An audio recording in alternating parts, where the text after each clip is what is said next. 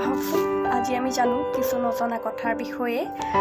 আমি প্ৰায়ে দেখিবলৈ পাওঁ যে ইউটিউব চেনেলবিলাকত চাৰ্চ কৰিলে যিকোনো ধৰণৰ যোগাত্মক চিন্তাধাৰা বা জনপ্ৰিয় কিছুমান কথা হিন্দী বা ইংৰাজী ভাষাত উপলব্ধ বা অন্যান্য ভাষাতো উপলব্ধ, কিন্তু আমাৰ অসমীয়া ভাষাত যিটো নেকি আমাৰ মাতৃভাষা তাত খুবেই কম।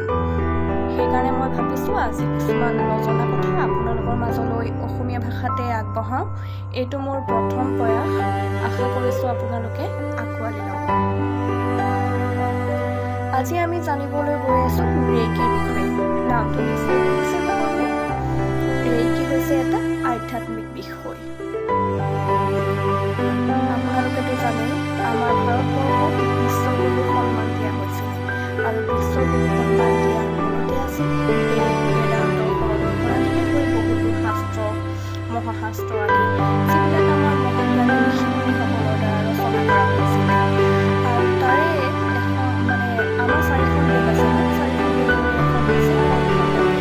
তাতে উল্লেখ আছিলে স্পৰ্শবিদ্যাৰ বিষয়ে, অৰ্থাৎ হাতেৰে চুই চাই পেলাই চিকিৎসা কৰা যিটো পদ্ধতি।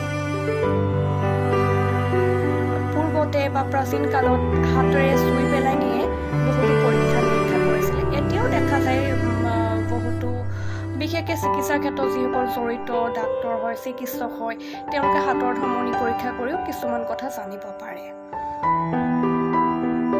আগতে এই পদ্ধতিটো বহুত প্ৰচলিত আছিলে, কিন্তু ক্ৰমশ এই পদ্ধতিটো লুপ্ত হৈ গ'লগৈ। আৰু এতিয়া বৰ্তমান সেই পুৰণা পদ্ধতিটোকে উভতি আকৌ আমাৰ মাজলৈ আহিছে।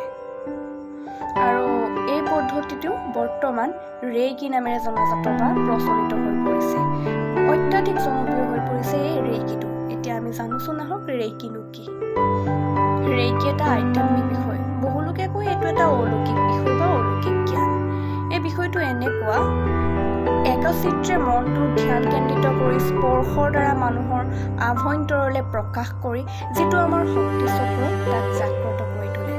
আৰু ইয়াক সৰ্বজ্ঞান বুলিও কোৱা হয়, কাৰণ এই পদ্ধতিৰ দ্বাৰা সমস্যাৰ গভীৰতা প্ৰকাশ কৰি সমাধানৰ পথ নিৰ্ণয় কৰিব পাৰে।